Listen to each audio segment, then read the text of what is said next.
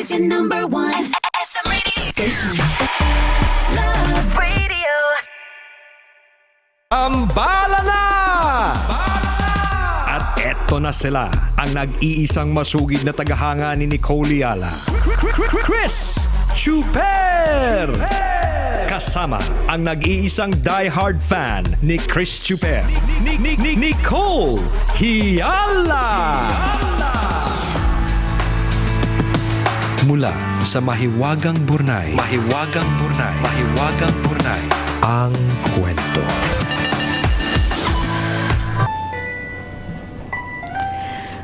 Malapit na ang Pasko. Napaisip ako habang tinatanaw ang napakalawak na kalangitan na may maraming nangingislap na mga bituin. Kailan ba ang huling Pasko na masaya ako? Wala akong matandaan. Minsan naisip ko kung totoo nga ba si Santa Claus. Nung bata pa ako, naniniwala ako sa kanya. Katulad din ng ibang bata, tumatak sa isip ko na si Santa Claus ang nagbibigay ng mga regalo sa Pasko. Kasiyahan, kapayapaan, pag-ibig. Yun daw ang diwa ng Pasko. Ngunit ni isa sa mga yon ay wala akong maramdaman. Wala akong kaligayahan. Kulang na kulang ako. Wala akong kapayapaan. Ang buhay ko'y punong-puno ng gyera. Maraming pagsubok. At wala akong pag-ibig. Wala ako noon dahil ako ay nag-iisa lamang. Walang kaibigan, walang pamilya. Kung sa palagay ng iba ay mahirap na ang nararanasan nila, wala yung binatbat sa lahat ng pagdurusang pinagdaanan ko. Napaisip tuloy ako, ano bang nagawa kong pagkakamali at labis-labis akong pinarurusahan ng Diyos? Pero alam kong hindi dapat tinatanong ang Diyos. Siya ang may alam ng lahat. Lahat ng mga nangyayari sa akin ay may dahilan. Lahat ng pagsubok na ito ay kaya kong malagpasan, ngunit tila pagod na akong lumaban. Simula bata pa, ako'y nakipagsapalaran na sa gyera ng buhay. Kailan ba matatapos ito? Hihintayin ko na lang bang maputulan ako ng hininga? Mabuti na nga lang na mamatay na lang ako. Ngunit napaisip ako.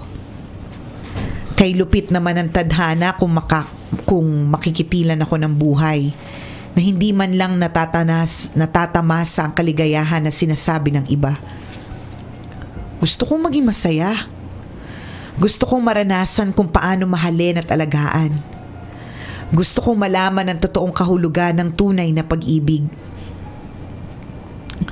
Tumayo na ako sa pagkakaupo sa konkretong upuan sa parking yon. Hindi ko na malayang tumutulo na pala ang isang butil ng luha mula sa aking mata. Pinahid ko yon. At pagkatapos ay lumakad na ako. Tulak-tulak ang luma kong kariton na puno ng mga plastik, lata, bote, papel at iba pang basura. Marahil basura yon. Walang kabuluhan. Ngunit sa isang katulad kong mahirap pa sa daga, malaking bagay na ang mga yon. Ibinibenta ko sa tindahan ni Mang Tasyo ang napulot kong mga basura at sa kakaunting sentimo nakita ko ay magkakalaman na ang aking sikmura. Inihinto ko ang dala kong kariton sa isang tagpi-tagping bahay. Bagamat maliit lamang yon ay bahay na rin yon na matatawag. Pinagtagpi-tagping sako ng arina at karton ng dingding. Pati ang sahig ay mga tagpi-tagpi ding tabla ng mga lumang kahoy. Nasa ilalim ng tulay ang mumunti kong bahay. Matutulog na ako. Gabi na. At bukas ng maaga ay gagayak na ako upang mamulot ng mga basura. Walang nagbago sa araw-araw. Matutulog ako at mananaginip ng maganda man lang. 4:00 ng umaga ay gumayak na ako. Tulak-tulak ko pa rin ang luma kong kariton. Nagsimula na akong mamulot ng kahit na anong pwede kong maibenta. Hanggang sa mapadaan ako sa may simbahan. Maraming tao, maraming nagsisimba. Silang lahat ay masaya. May dalawahan, may magkaibigan, may magkakapamilya. Makulay ang simbahan pati ang mga lansangan dahil sa mga makukulay na parol na nakasabit sa daan at mga Christmas lights. Bukas, Pasko na pala. Napatingin ako sa malaking krus na nasa itaas. Tila may nag-uutos sa akin na pumasok doon. Nakita ko na lamang ang sarili kong nasa loob ng simbahan. Doon ako sa may sindihan ng kandila. Siksikan doon. Maraming tao. Lahat sila ay umiiwas sa akin. Marahil ay takot sila. O baka naman, nandidiri sa aking itsura. Mabaho ako dahil hindi ako naliligo. Kung anong suot ko kahapon o noong nakarang araw, yun din ang suot ko ngayon at siyang susuotin ko bukas at susunod pa. Wala akong ibang damit. Dumukot ako ng piso sa bulsa ko at inihulog ko sa kahon. Kumuha rin ako ng isang kandila at sinindihan yon. Ipinikit ko ang aking mga mata at taimtim akong nagdasal. Naniniwala rin naman akong may Diyos. At kahit wala pang natupad ni isa sa mga dasal ko, walang problema yon. Hindi pa rin naman nagbabago ang paniniwala ko sa Kanya. Isa lang naman ang dasal ko kahit noon pa. Ang matapos na ang kahirapang nararanasan ko at makahanap na ako ng kaligayahan at kapayapaan. Pagkatapos kong magdasal ay lumabas na ako ng simbahan at itinuloy ko na ang pangangalap ng basura. Tanghali na pala. Marami-rami akong nakolektang bote at plastik. Nakaramdam na rin ako ng gutom kaya tumuloy na ako kina Mang Tasyo para ibenta yon. O itong 100, di ko nakikiluhin na, bibilin ko na lahat yan ng 100. Pumayag na ako. Sa tansya ko, hindi naman yun naabot ng 100. Isinukbit ko sa aking bulsa ang pera at umalis na. Kumain ako sa karinderya ni Aling Salome. At nang mabusog ako sa in-order kong champorado, ay gumayak na ako. Bumili din ako ng pansit at tinapay para kahit papano, may handa naman ako mamayang hating gabi para salubungin ng Pasko. 12:00 na ng madaling araw. Pasko na. Lumabas ako sa aking munting tahanan at pinagmasdan ang makulay na kalangitan. Kay sarap tingnan. Nakakagaan ng damdamin. Naririnig ko din ang mga pamaskong kanta. Ipinikit ko ang aking mga mata at taimtim akong nanalangin para sa akin at para sa lahat ng tao. Kaarawan ng Diyos. Dapat siya ang bibigyan ng regalo. Dapat tayo ang magbibigay sa Kanya ng ating taus-pusong pagsisisi at pasasalamat. Ang Pasko ay hindi para sa atin. Ang Pasko ay para sa Kanya. Nang matapos na ako magpasalamat, sinimulan kong kainin ang pansit at tinapay na nabili ko kanina. Masarap sana, kaso lang walang lasang kinakain ko kasi ako lang mag-isa. Ang Ang sabi ko, sana sa susunod na Pasko, maiba naman, Panginoon. Sana sa susunod na Pasko, may kasama na ako. Sana sa susunod na Pasko, ay maligaya na ako. Nang matapos akong kumain, ay humiga na ako at natulog.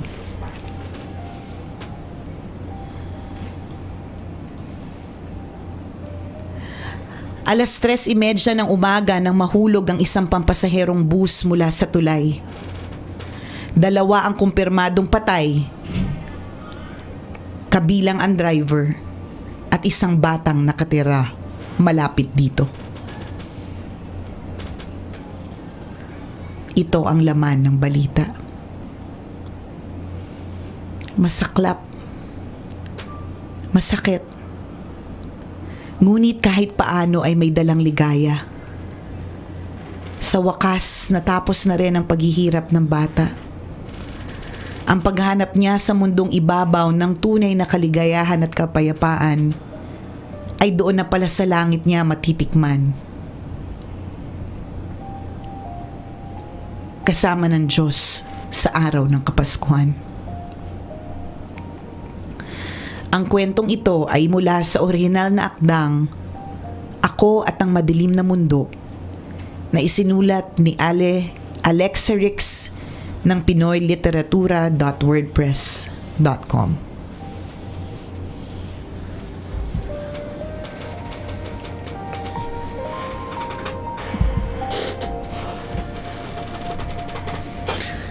Nung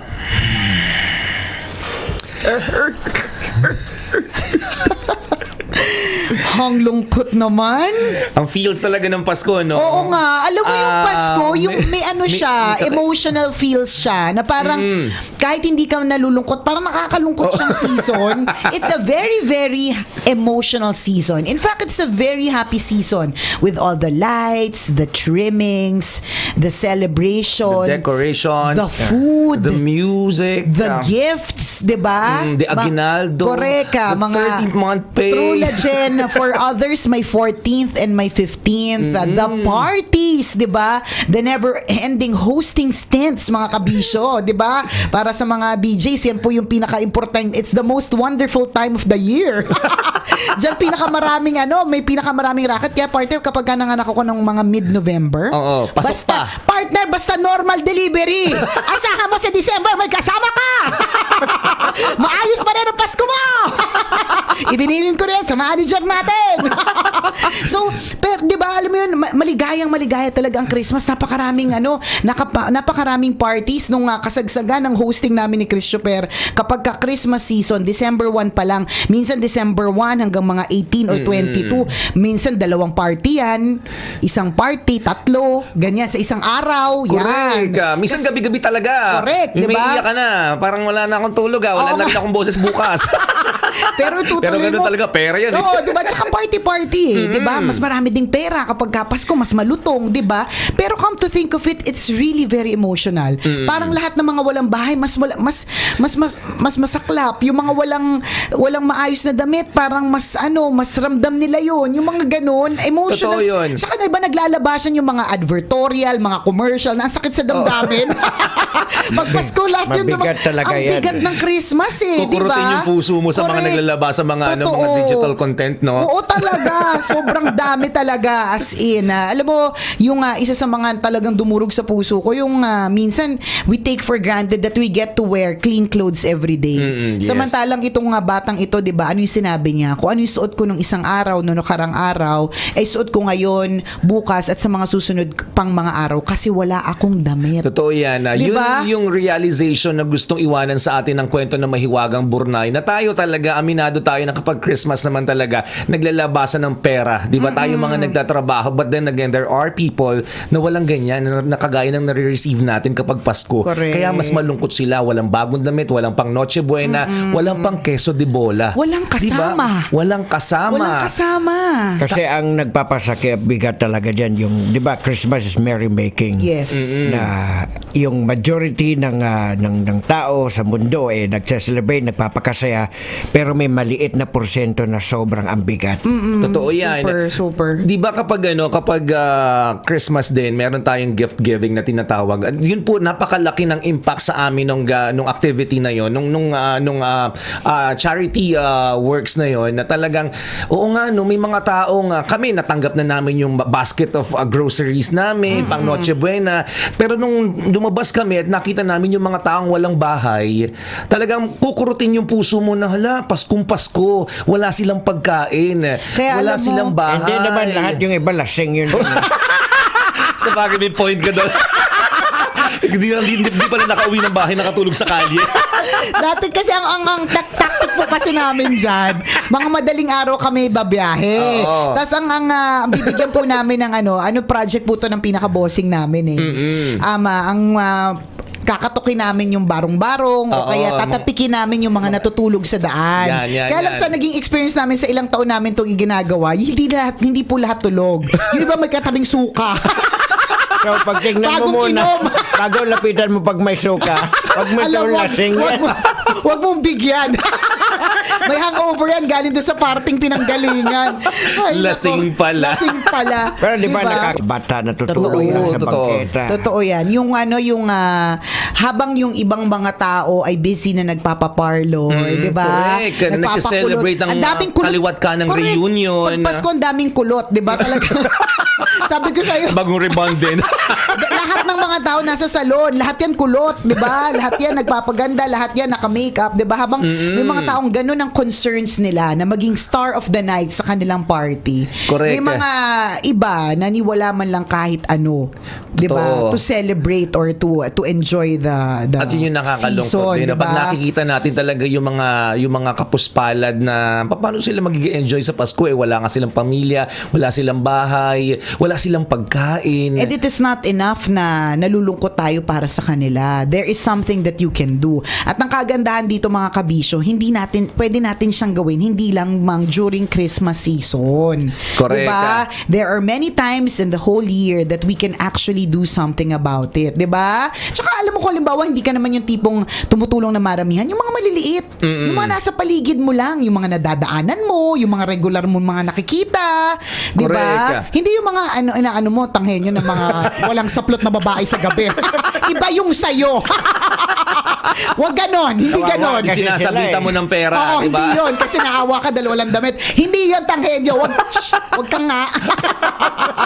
Di ba? There are many opportunities for you to be able to give and to to share. reach out. And para sa akin, kung halimbawang hindi rin ikaw yung tipong gano'n, nahihiya ka, or hindi ka magano na tao, yung ma-share, o kaya sakto lang din, feeling ko yung contribution na pwede mo magawa is for you to become appreciative of what you have. Yung hindi Yes. ka maging mareklamo, 'di ba? Halimbawa, kanina, tagal-tagal mo sa pagpili ng damit. Galit na galit ka kasi feeling mo wala kang damit. See, may ibang mga tao ni walang damit at all. At yun yung Diba? dinadamitan ng mga taong may pera. Diba? Wala Totoo. silang damit Paulit-ulit at all. ang damit, no? Paulit-ulit yung damit. Diba? Meron sa classroom na natatanging kaklase mo na dilaw yung uniforme. Kasi nung pinipilit niya pa rin pagka siya yung grade, na siya, K-12 na siya. K2 niya pa yung huling sinuot. Tatlo na lang yung botones na titira kasi pumutok na yung iba. Di ba? Meron mas masaklap yung buhay o mas masaklap yung nararamdaman kaysa sa'yo. So, start appreciating what you have. Yes. Kasi may mga ibang tao na wala talaga. And yung sinasabi nga niya dito nung batang ito bago siya namatay, di ba? Sana naman may kasama ako. Yung the fact na may kasama ka sa bahay kahit nakakabwisit pa minsan, it is a blessing. Totoo yan. Again, so matuto tayo mag-appreciate ng mga bagay na meron tayo, and if you have enough resources, learn to share, learn to reach out. Napaka-importante po nun. And I think isa yun sa mga kahulugan ng Pasko, yung mag-share tayo. Kasi totoo po yun, ang dami nating matatanggap itong mga susunod na buwan. Kung ikaw nagtatrabaho 13-month pay, 14-month pay, bawasan natin ng paslight, di ba? At natuto tayo mag-share sa mga nangangailangan. Correct. Actually, itong mga kapuspalad na nakikita natin, masasabi nating blessing din ito sa atin kasi pinapakita sa atin na napakaswerte Tama. natin. Yes. Kinakailangan natin i-appreciate kung anong meron tayo. Huwag tayo magreklamo. Totoo yan. Alam mo, September pa lang, ito na yung pinag-uusapan natin. Oo. Iba talaga yung Christmas Iba sa yung Pilipinas. Christmas, promise. Alam mo, yung Christmas nga daw sa ibang bansa, ang decoration nila ng Christmas tree nila, o tinatayo nila yung Christmas tree nila December 20, tapos tatanggalin nila December 27. Di ba, ganun lang kabilis yung Christmas nila. Sa atin, September pa lang, ito na yung topic natin Ano ko ba, September pa lang. Kumalat na yung September 1 pa lang, kumalat na yung mukha ni Jose Oo, Maricel, diba? di ba? Tapos mga February, yung Christmas light, nandun pa sa Oo, Christmas correct. light, nakasabit pa. Minsan wala nang tanggalan eh. Totoo yan. Iba talaga yung yung Pasko sa Pilipinas. So kanina sa unang tambalan, pinag-usapan natin yung kayabangan ng mga Pilipino na nakakabwisit, di ba? Pero ngayon sa second tambalan, pinag-uusapan din naman natin yung kagandahan ng kultura ng Pilipino pagdating sa Pasko, di ba? Correct ka. 'Di ba? Learn to be a blessing. Kung halimbawa last year hindi po na-continue yung outreach program ng inyong magtotropa, ngayong year i-push nyo na 'yan, 'di ba? And learn to appreciate what you have, Kabisyo. Tama. Maraming salamat sa ating mahiwagang Bornay. Ang ganda ng napila mong kwento ngayon, Pasko sa ilalim ng tulay. Yun yung title ng ating mahiwagang Bornay. For today, ang mga kwento po ng mahiwagang Bornay mababasa niyo po sa aming Facebook fan page. I-search nyo lang po, Tambalan! Like ng like, share ng share mga kabisyo para marami rin ang matuto at ma-inspire sa kwento ni Mahiwagang Burnay. Happy birthday to you!